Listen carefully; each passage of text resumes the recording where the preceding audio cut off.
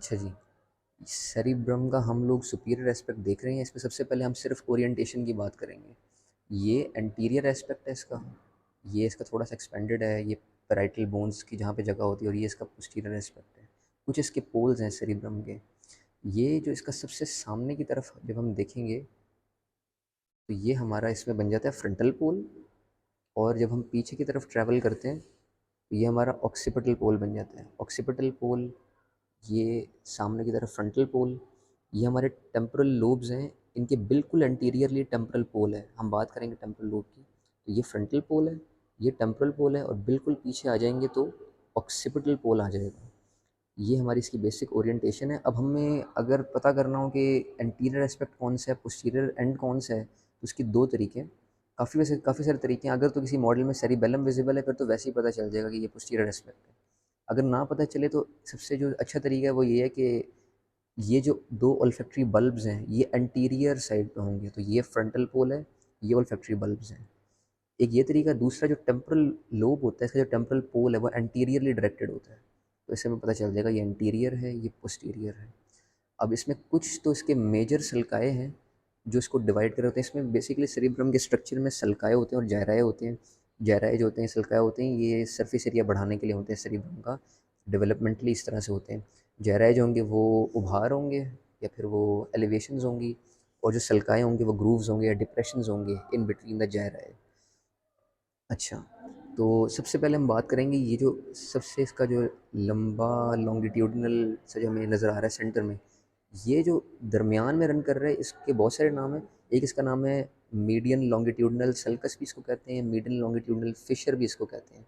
ये दोनों cerebral hemispheres को आपस में डिवाइड कर रहा होता है। इसी के दरमियान में हमारा जो फॉल्क सेरिब्रा जो फोल्ड होता है ड्यूरा मैटर का, वो इसमें ही ड्यूरा मैटर को वो इसके अंदर रन कर रहा होता है। ये एक चीज़ हो गई। उसके बाद जो दूसरा बड़ा इसके अंदर सल्कस है जो कि हमारे पास फ्रंटल और पैराइटल लोब्स को सेपरेट कर रहा होता है टेम्पोरल लोब से, ये हमारे पास आ गया लेटरल सल्कस।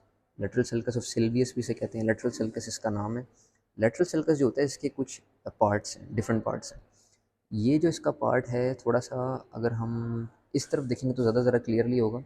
ये दूसरी साइड का लेटरल सल्कस है। तो लेटरल सल्कस के का जो ये वाला पार्ट है, यहाँ से तीन रेमाए निकलते हैं इसके सेपरेटली।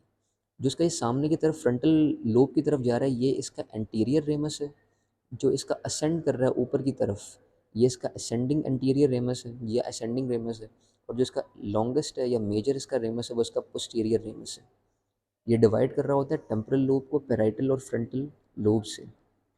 अब हम आ जाते हैं सामने की तरफ, यानी कि ऊपर की तरफ अगर हम बात करेंगे तो कुछ सल्काएँ यहाँ पर भी हैं। जो सबसे इम्पोर्टेंट सल्कस इसका है वो है सेंट्रल सल्कस। ये हमारे पास सेंट्रल सल्कस शुरू होता है ऑलमोस्ट मिड लाइन से थोड़ा सा पीछे ये स्टार्ट होता है। ये मीडियन लॉन्गिट्यूडनल फिशर से या लॉन्गिट्यूडनल सल्कस से हम स्टार्ट करेंगे, और यहाँ से हम शुरू होके इंफीरियरली और थोड़ा सा फॉरवर्ड से मूव करेंगे और लैटरल सल्कस तक जाएंगे दोनों साइड्स पे। इसी तरह इधर भी जाएंगे। तो ये हमारे पास हो गया सेंट्रल सल्कस। सेंट्रल सल्कस के आगे जो ये सल्कस हमें नज़र आ रहा है, इसको हम कहते हैं प्री सेंट्रल सल्कस, क्योंकि ये सेंट्रल सल्कस से पहले आता है अगर हम एंटीरियरली चल रहे हैं। और ये जो सल्कस इस सेंट्रल सल्कस के पीछे की तरफ है, इसको हम पोस्ट सेंट्रल सल्कस कहते हैं। ये एक बात हो गई। तो अगर हम थोड़ा सा पोस्टीरियरली मूव करना शुरू कर दें तो ये एक बड़ा सा सल्कस हमें नज़र आता है, ये वाला। ये पैराइटो ऑक्सीपिटल सल्कस है। ये पैराइटल लोब को ये पैराइटल लोब को ऑक्सीपिटल लोब से सेपरेट कर देता है। ये हमारा पैराइटो ऑक्सीपिटल सल्कस हो गया। और इस कुछ और सल्काएँ हैं उनकी हम बाद में बात करेंगे। अच्छा, जब हमने एक दफ़ा इसकी बात कर ली, अब इन सल्काए के थ्रू हम लोग लोब्स को एक दूसरे से हम लोग उनको एक एज सॉर्ट ऑफ कंपार्टमेंट्स में डिवाइड कर सकते हैं। सबसे पहले हम फ्रंटल लोब जो हमारा होता है, हमारे चार लोब्स होते हैं सेरिब्रल हेमिस्फेयर्स में। फ्रंटल लोब होता है, पैराइटल लोब्स होते हैं, टेम्पोरल लोब्स होते हैं, और एक ऑक्सीपिटल लोब होता है पीछे की साइड पे। अब फ्रंटल लोब जो है उसकी बाउंड्रीज़ की पहले हम बात करते हैं। एंटीरियरली फ्रंटल लोब जो होता है उसको बाउंड कर रहा होता है फ्रंटल पोल, जो कि एंटीरियर एंड है सेरिब्रल हेमिस्फेयर्स का।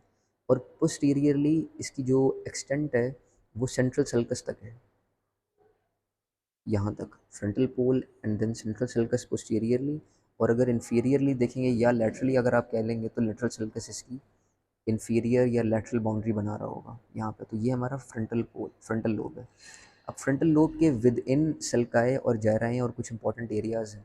फ्रंटल लोब हमारा जो होता है, सबसे पहले अगर हम सेंट्रल सल्कस को लेके चल रहे हैं, सेंट्रल सल्कस और ये प्री सेंट्रल सल्कस हमने बात की थी, इन दोनों के दरमियान में जो ये जायरस है इसको हम कहते हैं प्री सेंट्रल जायरस। प्री सेंट्रल जायरस इसको कहते हैं। ये हमारा प्राइमरी मोटर एरिया है और ब्रॉडमैन नंबरिंग के हिसाब से एरिया 4 है हमारा ये। प्री सेंट्रल सल्कस है। फिर प्री सेंट्रल सल्कस, अब इसमें थोड़ा सा डिस्प्यूट है। प्री सेंट्रल सल्कस के एंटीरियरली कुछ हिस्सा जो है और प्री सेंट्रल सल्कस के अंडरलाइन कुछ हिस्सा जो है ये हमारे पास बना देता है प्री मोटर एरिया। और ये ब्रॉडमैन एरिया 6 एंड 8 इसको हम कह सकते हैं नंबरिंग के हवाले से। अब अगर हम प्री मोटर एरिया से आगे जाएंगे तो जो सारा का सारा एरिया है ये प्री फ्रंटल कॉर्टेक्स है हमारा। प्री फ्रंटल कॉर्टेक्स हमारा लर्निंग में, मेमोरी में, डिसीजन मेकिंग में, कॉन्शियस थिंकिंग में, वॉलंटरी हमारी एक्शंस के अंदर इन्वॉल्व है, सब में pre frontal cortex. Pre frontal cortex में मेनली 3 जायराएँ हैं। उन 3 जायराए को बनाने के लिए या उनको डिवाइड करने के लिए 2 सल्काएँ होंगे मेनली। सबसे पहले अगर हम एंटीरियर एस्पेक्ट देख रहे हैं, सामने की तरफ से देखेंगे तो ये जो हमें सल्कस नज़र आ रहा है सुपीरियरली, ये हमारा सुपीरियर फ्रंटल सल्कस है। सुपीरियर फ्रंटल सल्कस, इसको हम यूं अगर देखेंगे तो ये, आप अगर इस तरह देखें तो ये सुपीरियरली लाई कर रहा है, तो ये सुपीरियर फ्रंटल सल्कस है। ये इन्फीरियर फ्रंटल सल्कस है। जो जायरस में इसने डिवाइड किया है ये सुपीरियर फ्रंटल जायरस है, ये मिडिल फ्रंटल जायरस है और ये इन्फीरियर फ्रंटल जायरस है। इन्फीरियर फ्रंटल जायरस में थोड़ी, अगर हम एक इंपॉर्टेंट एरिया जो इन्फीरियर फ्रंटल जायरस में होता है वो हमारा ब्रोकास एरिया होता है। ब्रोकास एरिया हमारा मोटर स्पीच एरिया है। ये हमारे उन मसल्स को कंट्रोल करता है जो आर्टिकुलेशन के लिए, वर्ड फॉर्मेशन के लिए रिस्पॉन्सिबल हैं। और एक और जो एडिशनल पॉइंट है जो कि याद ना भी रखा जाए तो इतना मसला नहीं है, वो ये है कि इन्फीरियर फ्रंटल जायरस के फिर फर्दर कुछ पार्ट्स होते हैं। हम आगे जाके थोड़ी सी बात करेंगे कि जो लेटरल सल्कस है ना, ये हमारा एक कॉर्टेक्स का एरिया उसको कवर कर रहा होता है। उसको हम अगर, यानी कि अगर हम इस एरिया को रिमूव कर दें यहाँ से तो हमें एक इंसुला एक एरिया नज़र आएगा। कुछ जो इन्फीरियर फ्रंटल जायरस का कुछ एरिया जो होता है वो उस इंसुला के साथ होता है।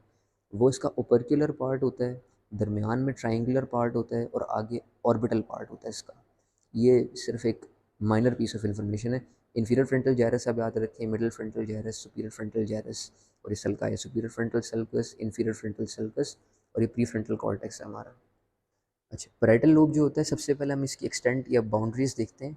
तो एंटीरियरली जहाँ पे फ्रंटल लोब हमारा ख़त्म हो रहा था सेंट्रल सल्कस पे, सेंट्रल सल्कस इसकी एंटीरियर बाउंड्री बना रहा है, यानी कि यहाँ से शुरू होगा, पीछे तक ये जा रहा है पैराइटो ऑक्सीपिटल सल्कस तक। पोस्टीरियरली पैराइटो ऑक्सीपिटल सल्कस है, एंटीरियरली सेंट्रल सल्कस है और दोनों साइड्स पे लैटरल सल्कस है। लैटरल सल्कस है दोनों साइड्स पे, जो उसको टेम्पोरल लोब से सेपरेट कर रहा है। ये हमारे पास हो गया। तो ये हमारे पास पैराइटल लोब की बाउंड्रीज़ है। अच्छा, अब पैराइटल लोब में सबसे पहले जो हमने सल्कस की बात की थी वो था पोस्ट सेंट्रल सल्कस। और ये जो सेंट्रल सल्कस और पोस्ट सेंट्रल सल्कस के दरमियान में जो ये जायरस है पैराइटल लोब में, सबसे पहले this is the post central gyrus. और ये हमारा इसके अंदर जो एरिया होता है functionally, that is the primary somatosensory area, primary somesthetic area, जहाँ पे हमारी तमाम सेंसेशंस थैलेमस से अल्टीमेटली रिले करके यहाँ पे आती हैं और ये लोकलाइजेशन करता है हमें। जो डिफरेंट ग्रेड्स होते हैं, इंटेंसिटीज़ होती हैं हमारी सेंसेशंस की, उनको डिटरमिन करने में हेल्प करता है। मोस्ट मीडियली हमारे पास फुट की सेंसेशंस होती हैं। अगर हम इस तरफ जाते रहेंगे तो ट्रंक, अपर लिम्ब वगैरह, और सबसे आखिर में लेटरली हमारे पास फेस, लिप्स वगैरह की सेंसेशंस होती हैं। अच्छा, यहाँ पे हमारा प्राइमरी सोमैटोसेंसरी एरिया था। अगर हम इधर देखेंगे इसका मीडियल एस्पेक्ट जो है पैराइटल लोब का, तो यहाँ पे हमारा सेकेंडरी सोमैटोसेंसरी एरिया होता है या सेकेंडरी एसोसिएशन एरिया होता है। ये हमारी तमाम जितनी भी सेंसेशंस हैं उनको एसोसिएट करता है हमारे पास्ट एक्सपीरियंसेस के साथ। जैसे हमें कोई चोट लग जाए या हमें कोई किसी किस्म का पेन हो तो उसको एसोसिएट करना किसी और एक्सपीरियंस के साथ, किसी और मेमोरी के साथ, तो वो इस एरिया का फंक्शन है सारा। Primary somatosensory area, this is the secondary somatosensory area, association area, थोड़ा सा कॉम्प्लेक्स सेंसेशंस के साथ ये डील करता होता है। अब ये एक सल्कस था। एक दूसरा सल्कस जो पैराइटल लोब में जिसकी हमने बात करनी है वो ये सल्कस है। This sulcus is known as the intraparietal sulcus. इसके जो सुपीरियरली जो पार्ट है पैराइटल लोब का, that is the superior parietal lobule, और इसके इन्फीरियरली जो पार्ट है that is the inferior parietal lobule. तो ये हमारे पास पोस्ट सेंट्रल जायरस था, primary somatosensory area, secondary somatosensory area या एसोसिएशन एरिया, ये इंट्रापैराइटल सल्कस है, superior parietal lobule, inferior parietal lobule, और ये लैटरल सल्कस इधर तो है ही है। तो ये हमारे पास पैराइटल लोब के डिफरेंट पार्ट्स हो गए। अच्छा, moving on to occipital lobe. Occipital lobe जो है हमारा, ये इसकी जो एक्सटेंट है बहुत इजी सी है। पैराइटो ऑक्सीपिटल सल्कस जो है यहाँ से ये शुरू होता है, और अगर हम इस व्यू से देख रहे हैं तो ये ऑक्सीपिटल पोल पे एंड हो जाता है। इसके अंदर हमारा विजुअल कॉर्टेक्स होता है, जो कि ब्रॉडमैन नंबरिंग के हिसाब से एरिया 17 है। वो इस तरह से लाई कर रहा होता है, उसको सराउंड कर रहा होता है मिडिल और मिडिल साइड्स पे सेकेंडरी विजुअल कॉर्टेक्स, जो कि एरिया 18 और 19 है। तो यहाँ पे हमारी visual sensations, optic radiations basically सारी दोनों साइड से क्रॉस करके इधर आके मीट कर रही होती है। अभी जब हम इसको ओपन करेंगे, सैजिटल सेक्शन देखेंगे, तो और हमें कुछ पार्ट्स नजर आएंगे ऑक्सीपिटल लोब के। और ऑक्सीपिटल लोब को टेम्पोरल और पैराइटल लोब से जो सेपरेट कर रहा होता है, पैराइटल लोब से तुमने बात की पैराइटो ऑक्सीपिटल सल्कस। टेम्पोरल लोब से जो बात करनी है हमने, थोड़ी सी थ्योरेटिकल बात है। वो ये है कि लैटरल सल्कस का जो ये पोस्टीरियर रेमस है और जो पैराइटो ऑक्सीपिटल सल्कस है, अगर हम इन दोनों को ज्वाइन कर दें एक इमेजिनरी लाइन से, और एक लाइन इस तरह से ड्रॉ करें, तो हमारे पास बाउंड्री बन जाती है between the temporal lobe and the occipital lobe. ये हमने मार्जिन बना ली है ऑक्सीपिटल लोब और टेम्पोरल लोब को सेपरेट करने के लिए। पैराइटल लोब और ऑक्सीपिटल लोब के दरमियान में पैराइटो ऑक्सीपिटल सल्कस है, नीचे ये ऑक्सीपिटल पोल है, देन देयर इज सेरिबेलम। अच्छा, अब हम टेम्पोरल लोब की बात करते हैं। टेम्पोरल लोब का जो एक्सटेंट है, सुपीरियरली ये लेटरल सल्कस का पोस्टीरियर रेमस है, और इन्फीरियरली इसका इन्फीरियर मार्जिन है, या इन्फीरियर सरफेस ही कह लें, टेम्पोरल लोब का जो है उसका इन्फीरियर एस्पेक्ट बनाता है। एंटीरियरली इसको बाउंड करता है टेम्पोरल पोल, और पोस्टीरियरली इसको ऑक्सीपिटल लोब से जो सेपरेट करता है, जो हमने पहले बात की, जो इमेजिनरी लाइन हम ड्रॉ करते हैं लेटरल सल्कस के पोस्टीरियर रेमस से पेराइटो ऑक्सीपिटल सल्कस तक, तो वो इसके सारे मार्जिन हो गए टेम्पोरल लोब के। अब टेम्पोरल लोब में जो इंपॉर्टेंट सल्काए और जायराएँ हैं और जो डिफरेंट इंपॉर्टेंट एरियाज़ हैं उनको हम देखते हैं। जो ये सबसे पहला सल्कस है इसमें, इसको हम कहते हैं superior temporal sulcus. This is known as the superior temporal sulcus. उसके बाद जो ये सल्कस है, इसको हम कहते हैं middle temporal sulcus. Superior temporal sulcus, middle temporal sulcus. इसमें ये अजीब बात है कि इसमें हमने इन्फीरियर टेम्पोरल सल्कस नाम नहीं रखा, बस इसका मिडिल टेम्पोरल सल्कस नाम है। अगर हम इसके इन्फीरियर सरफेस पे चले जाएंगे तो हमें दो और सल्काएँ नज़र आ जाएंगे। ये जो सल्कस हमारे पास है, ये ऑक्सीपिटो टेम्पोरल सल्कस है, ऑक्सीपिटो टेम्पोरल सल्कस, और इसके साथ जो मीडियली इन्फीरियर सरफेस पे ये कोलैटरल सल्कस है, कोलैटरल सल्कस। अब ये जो जायराए बनते हैं इन सल्काए की वजह से, उनकी बात करते हैं। ये जो हमारे पास बना है सबसे ऊपर, ये सुपीरियर टेम्पोरल सल्कस और लेटरल सल्कस के पोस्टीरियर रेमस के दरमियान में ये सुपीरियर टेम्पोरल जायरस है, सुपीरियर टेम्पोरल जायरस। ये हमारे पास मिडिल टेम्पोरल जायरस है, एंड दिस, ये जो हमें नज़र आ रहा है, ये इन्फीरियर टेम्पोरल जायरस है। जैसे ही हम इसके इन्फीरियर एस्पेक्ट पे आएंगे, ये ऑक्सीपिटो टेम्पोरल सल्कस हमें मिला था। ऑक्सीपिटो टेम्पोरल सल्कस के लैटरली जो ये वाला एरिया है, इसको हम कहते हैं lateral occipito temporal gyrus. Occipito temporal sulcus है, उसके लैटरली है lateral occipito temporal gyrus, medially है मीडियल ऑक्सीपिटो टेम्पोरल जायरस। फिर कोलैटरल सल्कस आ गया था, कोलैटरल सल्कस के मीडियली है पैरा हिपोकैम्पल जायरस। ठीक है, एक दफ़ा इसको दोबारा रिवाइज करते हैं। Parahippocampal gyrus, collateral sulcus, medial occipito temporal gyrus, occipito temporal sulcus, lateral occipito temporal gyrus, फिर ये inferior temporal gyrus, middle temporal sulcus, middle temporal gyrus, superior temporal sulcus, superior temporal gyrus. अब ये जो हमने बात की थी inferior temporal जायरस की, इसके दरमियान में और लैटरल ऑक्सीपिटो टेम्पोरल जायरस के दरमियान में कोई डिमार्केशन नहीं है क्लियरली। तो सिर्फ एक इमेजिनरी हमने एक वो इमेजिन किया हुआ है कि जो इस समय विजिबल है ये इन्फीरियर टेम्पोरल जायरस है, और ये हमारे पास लैटरल ऑक्सीपिटो टेम्पोरल जायरस है।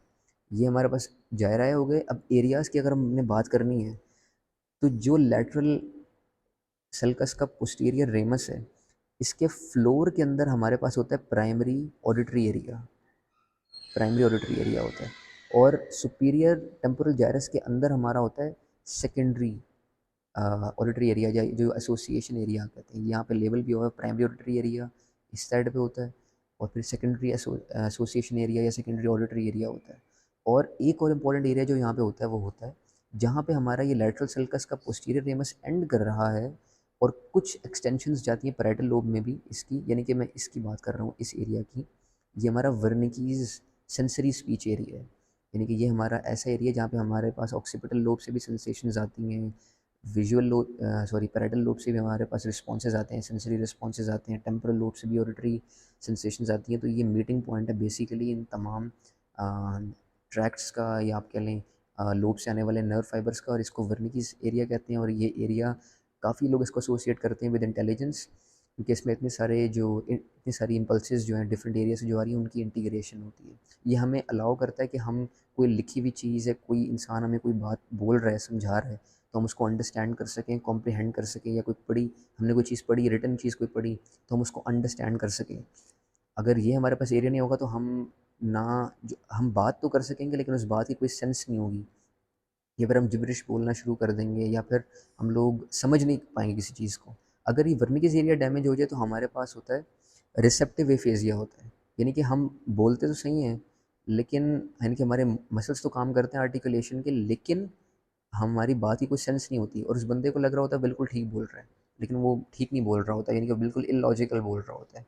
अगर हमारे पास ब्रोकास एरिया में लीजन हो जाए तो फिर एक्सप्रेसिव एफेजिया होता है, यानी कि बंदा एक्सप्रेस नहीं कर सकता, इस कैपेबिलिटी से वो डिप्राइव हो जाता है, क्योंकि उसके मसल्स ऑफ आर्टिकुलेशन जिसको सप्लाई ब्रोकास एरिया के फाइबर से जानी है उनको वो सप्लाई नहीं जा रही होती है। तो बंदे को समझ सब आ रही होती है कि जो उसने कहना होता है, फॉर्मुलेशन होती है सेंटेंस की, वो जहन में कर लेता है, लेकिन the act of saying it actually वो नहीं कर सकता, वो कर नहीं पाता है। तो ये एक इम्पॉर्टेंट पार्ट बात थी। एक और चीज़ जो है, क्योंकि हम स्पीच की बात कर रहे हैं, तो जो हमने इंसुला की बात की थी जो इसके मतलब इसके नीचे लाई कर रहा होगा, इंसुला का जो एंटीरियर पार्ट है ना वो भी लैंग्वेज के साथ एसोसिएटेड है, वो भी हमारे डिफरेंट जो मसल्स आर्टिकुलेशन के उनकी कोऑर्डिनेशन करवाते हैं। अच्छा, ये इन्फीरियर सरफेस या बेसल सरफेस है सेरिब्रल हेमिस्फेयर का, इसमें कुछ बड़े छोटे छोटे से पार्ट्स हैं कुछ जो हमने बात की थी। ये frontal lobe by the way है, उसका हम इन्फीरियर एस्पेक्ट देख रहे हैं, फ्रंटल लोब का इन्फीरियर एस्पेक्ट हम देख रहे हैं। इसमें जो ये दो स्ट्रक्चर्स हमें नज़र आ रहे हैं ये हमारे ओल्फैक्टरी बल्ब्स हैं। ओल्फैक्टरी बल्ब से पीछे ये ओल्फैक्टरी ट्रैक्ट्स जा रहे हैं, ओल्फैक्टरी ट्रैक्ट्स जा रहे हैं, ये वाले और ये वाले। ये जो ओल्फैक्टरी बल्ब्स हैं इनके आगे जो दो सल्काएँ नज़र आ रही हैं इनको हम ओल्फैक्टरी सल्कस कहते हैं सिंपली। और जो ये दो जायरस हैं इनके मिडली, इनको हम जायरस रेक्टस कहते हैं, क्योंकि ये स्ट्रेट जायरस है, बिल्कुल स्ट्रेट इनकी शेप है, कोई इसके अंदर टर्न्स कॉन्वोल्यूशंस वगैरह नहीं है।